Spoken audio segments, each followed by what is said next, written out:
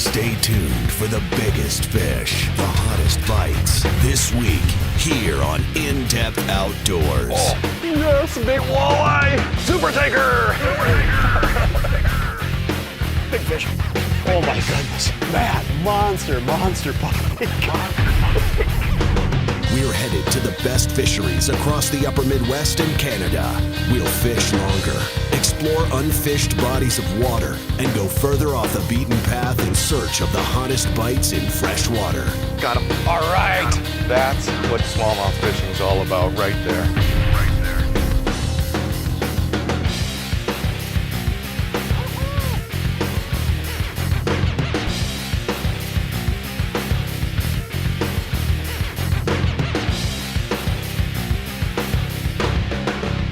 This is In-Depth Outdoors.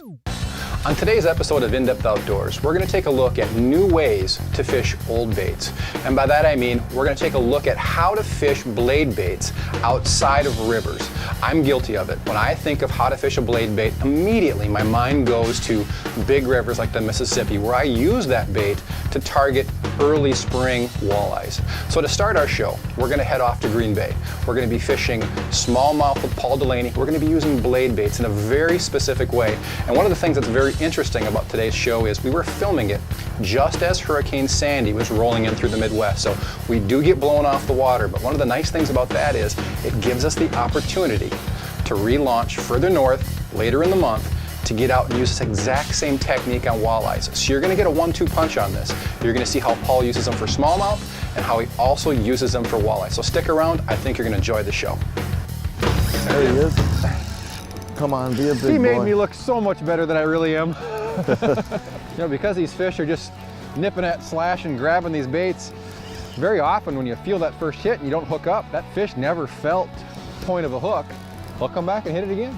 That there, you know, he's a little bit better than I thought he was going to be. Chunky. There's that gold blade. You know, one thing that's real particular about these blades is they're not glittered, they're not painted. That's actually real gold.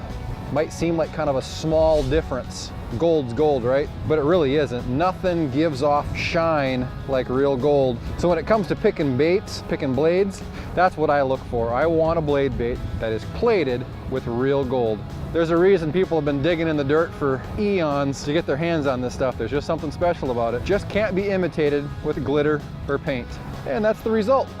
Nice bass, chunky guy. Back you go, buddy. With using this bait on the bottom there, that it's a great resemblance to the goby that's down there, which is a new introduction here to the Great Lakes that the smallmouth bass have been feeding on very heavily and adding a lot of weight to them. Now this particular goby here, right here, is maybe 2 or 3 inches, exactly the same size as the baits that we're using here. Now these gobies do grow a lot bigger, up to 6 inches, but this is a prime example of the size that's real, readily available for these smallmouth bass, and that blade really resembles that creature right there. And these guys live right on the bottom. Very seldom do they come off the bottom. So with that blade bouncing on the bottom, it's a strong resemblance to what these gobies are doing down there. Here's one. Ooh, now that looks better. You know how it goes. You just don't ever know. Barely hooked. Stay hooked up, you fat girl, you. Yeah, he's not bad. Nicely done. We got her. There we go. That's getting a little bit better. Oh, that's way respectable, Paul. Yeah, just barely got that. If you look at there, just barely nipped that back hook right there. So yeah, not the biggest fish out there, but a lot nicer, a lot nicer. That is one of God's finest creations right here. I just love the way when you put those fish on your hand like that, they just fill it right up. There we go. I've got one. All right. You know, the water clarity here is so high that Paul's always telling us, anytime we come out, need wind, need wind, need wind.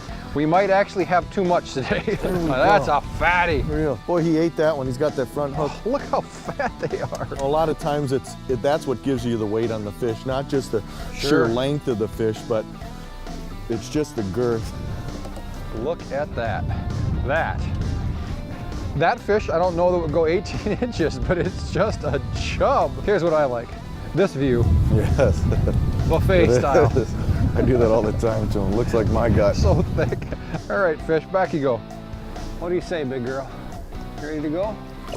Yeah. Okay, we might be able to start making it happen now. I'm making it happen. What are you talking about? Yeah, we can't catch them unless we're on them. Right. Yeah, that fish clobbered it. So typically, is your smallmouth fishing getting better and better and better until you leave mid-November? You still get the big fish, but your numbers will slow down. This year, things just started off really good early in October. Yeah, water temp is 51 degrees. It was up to 54 last week. It was at 51, then it went up to 54. Got him? Yep. All right. Good fish. Stay hooked up, mama. I'll help you with the net. Thank you, Paul. Not quite as big as I thought, Hey, but a still darn very nice fish. respectful. You bet. That fish was on it so soon in that cast. I had barely started the retrieve, maybe 1 or 2 lifts of the rod, and it was on there. I know that bait wasn't on the bottom yet. Very nice smallmouth. Love them with all those hooks in their Oh, mouth. absolutely. Off he goes. We're getting some serious snot here as far as conditions. I mean, 3-4 footers crashing into the shoreline. We're not very far offshore, so we're definitely going to keep working as a team, make sure the boat stays off the rocks, make sure nobody goes over the side trying to net a fish by themselves. But as long as we can be out here safely and the fish keep biting, we're not going anywhere. Want me to push us back up, take another swing at that, or what are you thinking? Yeah, before something disastrous happens, let's get as many as we can. Disastrous.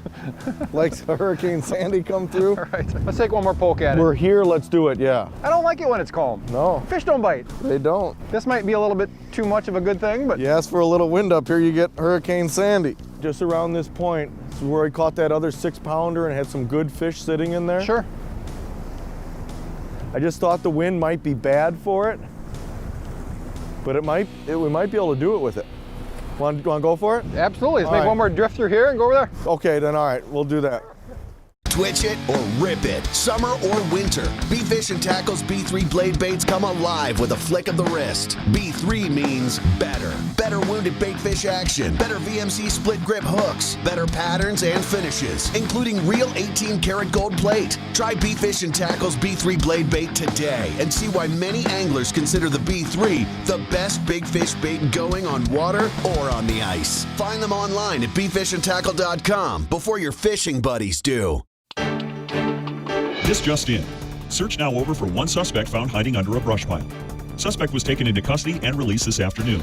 Officials credit the apprehension to the new Markham underwater camera technology, which found and caught the suspect. Markham has really taken the lead with their on-screen displays for temperature, depth, and direction, helping you get to the fish quicker. In other news, a missing walleye was captured today, once again caught red-handed on a Markham camera. Stay tuned for more news from the Markham Underwater Network, where we seek, find, and capture the lake's most wanted. Everything's just getting louder all of a sudden. Wind and the waves Right. crashing and let her blow, we don't care. Well, she's gone. Holy, There's one. Was that a good one? That was a right proper wave, Paul. Just a taste of what's to come. That one basically just washed the back deck and just kept right on going. Hey, it's not every day you can say that you're, trying to get your smallmouth bass fix in before the hurricane rolls in. It is gonna be some kind of ugly tomorrow. 50-mile-an-hour winds. Our plan was to fish 2 days. We're definitely gonna be limited to 1, and we've had hard winds all day long, and I can feel them picking up and increasing on the right side of my face every time I turn this way. We've kind of worked our way back towards the original bay we launched in for obvious reasons. Towards the end of the day here, with these winds picking up, we don't want to be very far from the landing. And Paul keeps catching fish here, so there's no reason to be anywhere else. There's one. Ooh, that looks like a good one. Pretty close to the boat. Just about the last pump before I reeled it in, and he was there. All right. Now there's a chunk. Nice fish, Paul. I can't say enough about how much I love throwing these blades. Yeah, nice fish right here, just right at the boat, just about to bring that blade in, and well, let's get this fish back in the water, and I'll kind of explain what we're doing here and what we're looking for, where we're finding these fish here. We're kind of targeting like 25 to 30 foot flat. And in the fall time here, these fish are going to be really, really close to where they're going to be wintering over. So they're going to be feeding on these adjacent flats that are very close to deep water. We've got 100 feet of water right here behind the boat. So what we're looking for are these transition edges of kind of where we go from rock to sand, or 25, 30 feet of water, which is real close to that deep water here where those fish will winter over. So those are kind of the areas that you want to look for when targeting these fall fish here in Door County. There's a lot of different things you can, a lot of different areas you can find these fish, but this is one that works really well. So just look for your flats that are real close to these deep water, and play around with different baits. And hey, I can't say enough about these blades that we're using. They're very effective in the cold water here, and they take a lot of good fish. Got them? Yep. All right. That's good fish. Better fish, yeah. Yep. Let me get the net, Jane. This is why we made the run in here. She's a bit bouncy. but the fishing's always worth it. Come here, big mama. There we go. That's it. That's what we're talking about. One little tiny hook point in the corner of the mouth. There we go. That's a nice bass. They're just such thick fish. There's just so much food. I'm sure everybody's looking over my shoulder thinking, hey, it looks a little crazy out there, but we're in this great big skeeter boat. As long as we move around fairly slowly out here, we're gonna be just fine. And rewarded with some super-sized smallmouth. That is a tank. Great fish. Yes. All right, buddy. There you go. I don't get the numbers of fish along here as I do down there. Yeah. But we'll take the quality any yes. day. Lots of fish in here, though. From looking Marking at them? Yeah. There he is. How's he feel, Paul? Pretty decent. You know, he's still out there a ways. I'm gonna bring you the net anyway. Oh my God. Here we go.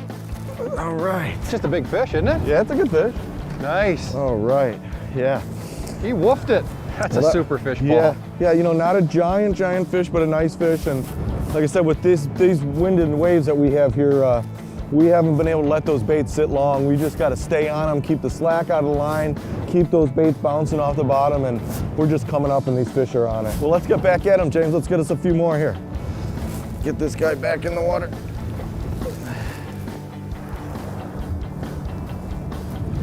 You know, I know a few people that would really like to be out here with us. I know a whole bunch that are glad they aren't. That wouldn't, that's right. I didn't know it was going to be 50-mile-an-hour winds, but I saw it was windy. And I looked too, and it showed Tuesday, Wednesday, it said blustery. So then I went on to the marine forecast there last night. I'm like, oh.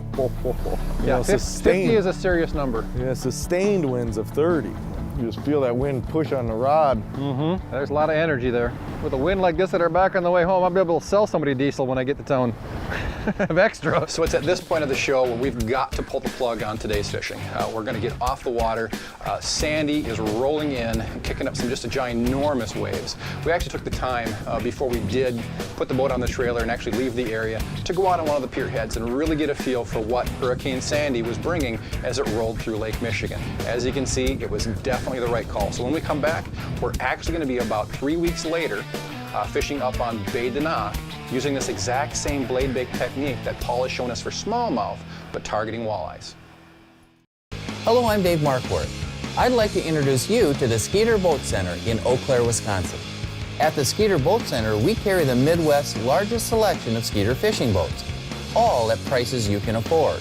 And we offer test drives on most models in stock. Our highly trained staff will provide you the personalized service that you deserve. So check us out at SkeeterBoatCenter.com, where our goal is to help you have fun fishing. At Skeeter Boats, our passion for turning great ideas into even better fishing boats has produced an unmatched lineup of models intended to fit the way you fish. Like the WX series, designed to handle big water and tough conditions, including the new MX 1825, built from the ground up to be the ultimate 18-foot fishing boat, and Skeeter Bass Boats, setting the standard for speed and fishability. Skeeter, engineered like no other. Got him? He bite it pretty good? Oh, he smoked it. Nice. Yep, just waiting for it to fall back down after the third pump, and he rocked it. I'm digging that. If they all hit like that, this is gonna be a lot of fun. It's the 3rd of December, and typically we'd be looking to get out on the ice. Paul and I both, we're sick of waiting for it. This year, the winter's coming so late. Ice has been so slow to come. We just said, forget about it. We're gonna get out here in the boat. Weather's been good. Look at that. That is a beautiful fish. And there, somewhere way back in the mouth of that fish, there's a gold blade bait. He rocked it. Just ate it up. You know, a lot of times when the water gets cold like this, guys start to think you gotta have live bait, but that fish says no. Someone unhooked that fish. We're snapping it pretty hard. We're trying to get a reaction strike out of these fish. That one responded very favorably. Off you go. Yeah, so that's basically what we're getting here and bigger. That's basically pretty cool. Yep, yep. I mean, there is some smaller ones, but that's a good fish. Yeah, that fish ate it, right? Oh, God, yeah. Nope. There's a lot of fish like that right now in the system, so the years up and coming are looking really strong for having big numbers of, good year class of fish coming up. We're going over one right now, Paul. You're starting to see them on the fish finder. They're about a foot off the bottom, yep. More of aggressive position. I don't care how I catch my fish. Trolling, casting, I prefer casting though. So to be able to come out here on a body of water that's traditionally known to be a trolling body of water, It's a nice wrinkle. It I like really this. is. Love to catch fish anyway, but there's something special about setting a hook with a jig stick in your hand and feeling that fish on the end there. It's always fun. So there's many ways of catching them, and you know, a lot of people do troll, and listen, I've got nothing against the trolling. I do a lot of trolling myself, but when we can get out here during the day, sleep at night, and catch fish with a rod in our hands, Sleep at I'm night all like about normal that. people? Yeah. Fish on. Got him? All right. Fish middle of the boat. Yeah, well, wherever you need to be. I was back here looking at waypoints and seeing what our drift was doing, and bingo! That little flip. Paul's got this technique down where he's actually starting the rod upward with a little slack in the line, and it seems to make all the difference in this presentation. There we go. You know, we'd love to tell you that we're hand landing these fish because we're such conservationists and we want to make sure the fish are treated well, which of course we do. But the truth of the matter is we forgot the landing net, so we're gonna have to do it by hand all day long. Nicer fish, definitely a female. Certainly not what Bay de Knot can do on the top end as far as, you know, max size on these fish. Paul's actually boated several 15-pound walleyes in his fishing career up here. But that is a very, very nice average size walleye. All right, Paul, why don't you kind of show everyone how you work these baits? Because I think there's some magic there to the way you're doing it. There is. And like I said, I prefer to throw these baits on the no stretch line as opposed to monofilament, but it's been so cold here over the past week that I've had to use the monofilament, so I'm kind of got used to using the monofilament. So this rod that I'm using here has monofilament on it. What I'm doing is making long casts and allowing this bait to make bottom contact. And you'll know when you make bottom contact, you'll see your line go slack.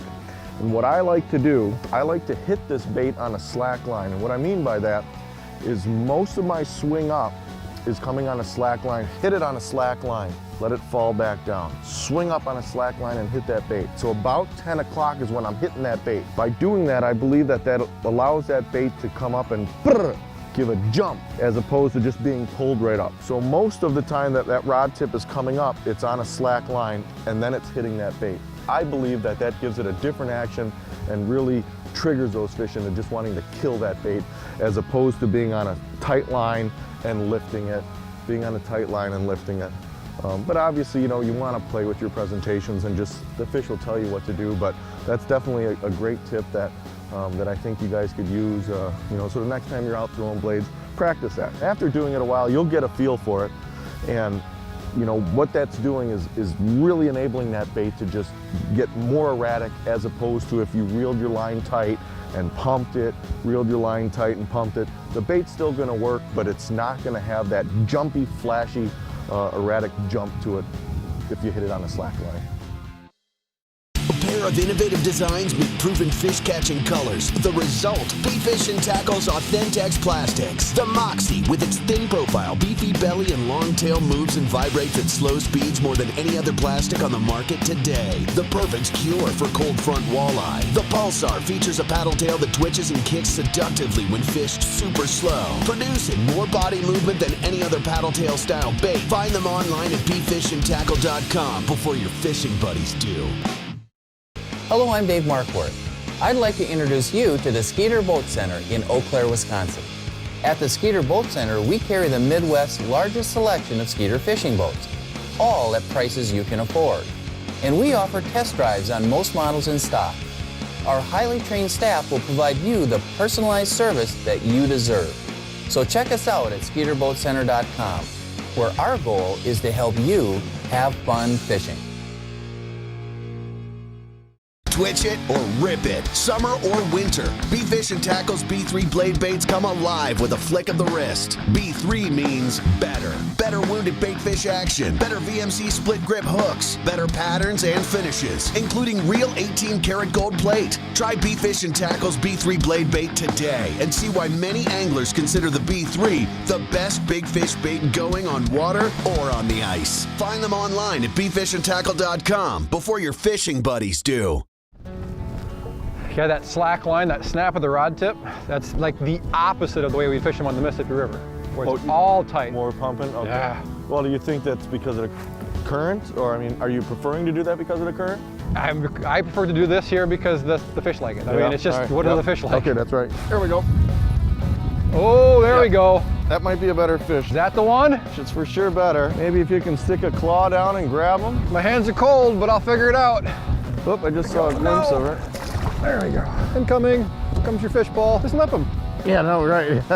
You know, a little bit better than those recent fish that we caught. Not the big trophy that we're looking for here today, but we're gonna stay on them and hope that we see a couple of those bigger fish. But still a great looking fish, very healthy, just a great specimen. So we'll get this one back in, see if we can get one of those big ones. These fish get pretty confined, or they just spread out on the flat? No, there's been an area here about 200 yards, kind of right where we're at here, just a little bit east of that can has been the concentration of them. As far as the structure under the water here goes, we're really featureless. This is just a great big mud flat. On the mud here, there's some sporadic weeds that are growing, but basically featureless. It's just an area that fish have been holding. We're real close to an area here where the fish are coming out of the bay, and they'll come up through what they call the narrows here, and then they've just been relating to a big flat area here. So we're not casting or relating to anything specific here. We've got probably 16 to 20 feet of water here, and fish have just been laying around here. There's fish. Man, did he thump that? Whew. Feels like a decent fish. I mean, not a monster, but solid. Did he hit it hard? Yeah, just crushed it. It's a pretty solid fish, bud. Yeah, not bad. I mean, he's not a squeaker or anything, but he's just warty. I gotta pick him up on one side. There we go. Ugly. That is kind of an ugly fish. It's got some little tumors and growths on him there. I believe that's just a little virus they pick up. It gets under their skin, causes that little growth, but a decent fish. We'll let him go. Man, is that ugly. See you later. He was a wreck. Seen better days, maybe. You know, I've heard people say, oh, that's due to water quality and stuff, and really it's not true. I've seen that in fish in all different lakes, even up in Ontario and the pristine, clean waters and stuff like that. No, we get that on the river, we get that Mille Lacs, particularly around spawn time, it seems. Believe it or not, they say sometimes they get it through stress. Well, how would a fish get stress? Maybe too much competition, too many fish in an area. Long hours at work. It's really nothing really to be worried about on the fish. It's just on their skin. Sure. I wasn't gonna keep him anyway. He fought like heck. Yeah. Hit it the right way. Seemed like a walleye to me. Oh, he was a walleye. You want me to take us back up on that path? All right, what I'll do is I'll just turn right back through. I can't imagine how hungry I'd have to be to want to keep that fish to eat it. You mean to drift it back, James? Sure. We could, or I can just fish it back. Sounds good. Just take it back up, because we had 4 fish pretty quick, right around that buoy there. Yeah, and you caught that one right away, that warthog. The warthog, I love it. Beauty's in the eye of the beholder, man. There we go. Got him? Yep. All right. Come here, sweetheart. Barely hooked. Nice. Come here. Here she comes. Nice blade bait fish there. Exact same bait that Paul's been making famous all day. That's that 1/2 ounce B fishing tackle, B3 blade bait, gold plate. I think that's really what makes that bait kind of special. There's just not very many companies out there that put real gold on baits. Just got a real special shine to it. Nice fish. These are the males that Paul's talking about. What we're looking for is a nice herd of females to go with all these males we're catching. Off it goes. You know, it's real interesting. I fish through the area with plastics, and it just goes to really illustrate the difference in presentations. That plastic, even though I was snapping it, just doesn't have the triggering effect that these blade baits do. There's just not as much vibration and as much flash. So even though you're fishing in the same area as your buddy, you know, those 2 different baits, even in the same color pattern. I was fishing a kind of a gold metallic flake plastic, and even that wasn't doing it. I come up here to the front of the boat with my buddy Paul, 6 casts, and I got a fish in the boat already. Well, you know, especially under these conditions here when the fish aren't real active, you know, they're just reacting to that bait being in front of them, you know, it's just that brrr, and they're just trying to get it out of their face. Well, we hooked like 3 or 4 there in that little bit. Yeah, real quick. There's one. There we go. Right there. Very next cast, James. Nice. Yeah. Well, that one's bearing down a little bit. Yeah, you know, and especially with running this monofilament on those far casts, it's hard to tell. You know, they shake their head. But no, it's feeling like a little bit better fish. Since we're hand landing fish today, you wanted to swing them back to me? Sure, that would be great. I'll do my best. I'll make no promises. We'll get what we got. Oh no! So sad. Well, that happens. All we wanted to do was see it. Yeah. You know, and there's nothing wrong with those hooks. They're sharp, and you know, those walleyes, they just don't have a lot of meat in their mouth. You know, it's all bone and teeth, and that's the important of keeping pressure on them. You did everything right, man. So thanks for tuning in to today's show. I really hope you enjoyed some of the information that was shared. I mean, I have to admit it. I'm one of those anglers that's as guilty as anybody about looking at a particular lure and pigeonholing it. When I think of the blade bait, I think of spring river walleyes, and after you've watched today's show, obviously it need not be that case. So as anglers, we always need to be looking at the tools that we have at our disposal and finding new ways to put them to use. So thanks for tuning in. We'll see you next week. For more info on the latest fish reports, gear recommendations, and hottest techniques, connect with us online at indepthoutdoors.com or follow us on Facebook at In Depth Outdoors. And if you enjoyed today's show, be sure to let our sponsors know.